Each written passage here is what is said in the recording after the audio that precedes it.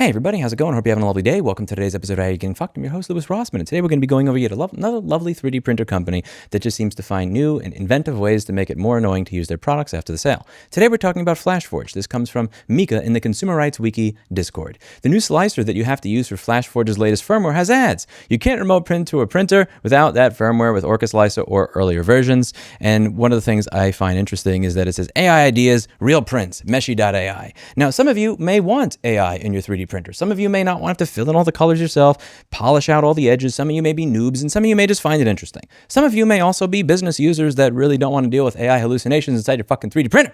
You may just want to be able to use the printer the way it was when you bought it without having to deal with any of this AI crap getting shoved down your throat. And this is something that becomes very annoying, especially when companies start changing the way the product works with newer versions of their firmware. This shipped with an open network architecture that exposed a slicer socket on TCP port 8899, allowing Orca Slicer and third-party tools to discover printers, send slice jobs, and query printer status. For those of you who don't know what a slicer is the thing that takes your picture and takes the shit that's on the screen and tells the 3D printer how to make it. It's the thing that makes the 3D printer work.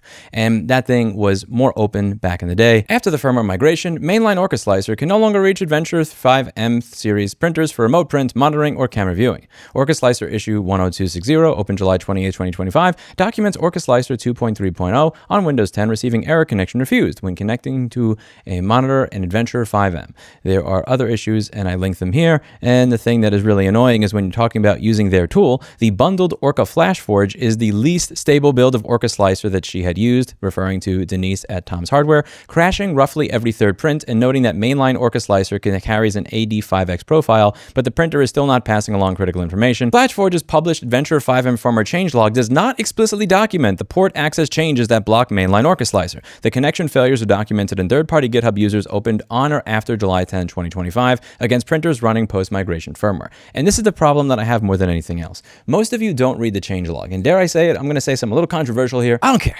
I don't really want the company to just continuously make the product worse and say, well, on page 15 of the changelog, it said that you should have read the changelog before updating your printer's driver, when many devices nowadays have auto update enabled by default. And lots of people, again, if you work 8 or 10 hours a day, you go to school, you have a family, you have a life, you have a cat that likes to piss on your floor when you're away somewhere else and he fucks up your new wood.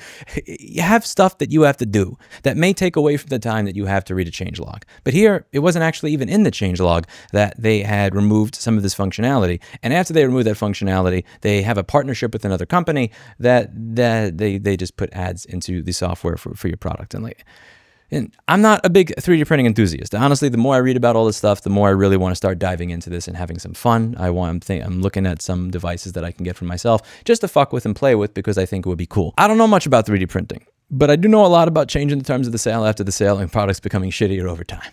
And this looks like they are doing just that. How many of you who bought a Flashforge product asked for there to be an ad for some sort of AI service in the printer after the sale? Raise your hand.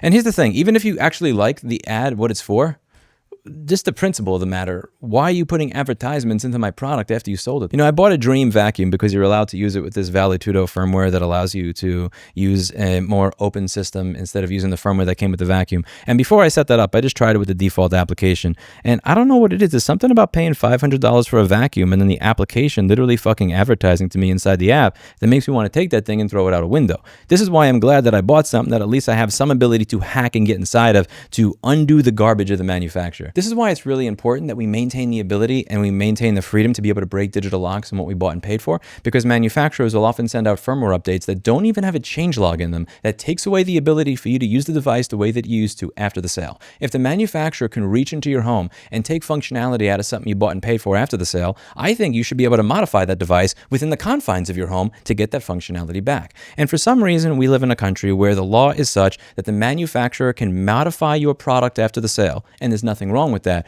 But if you modify your product to bring it back to the way it was, and you show other people how to do it, that's 3 to 5 years in federal prison thanks to Section 1201 of the DMCA. A law that we are working very hard to reform. Let me know what you think in the comments down below. What do you think of Flashforge's move? And please, by all means, if you have anything to add, I would absolutely love if any of you could contribute, edit, revise, improve the article that's listed down below. That's it for today, and as always, I hope you learned something. I'll see you in the next video. Bye now.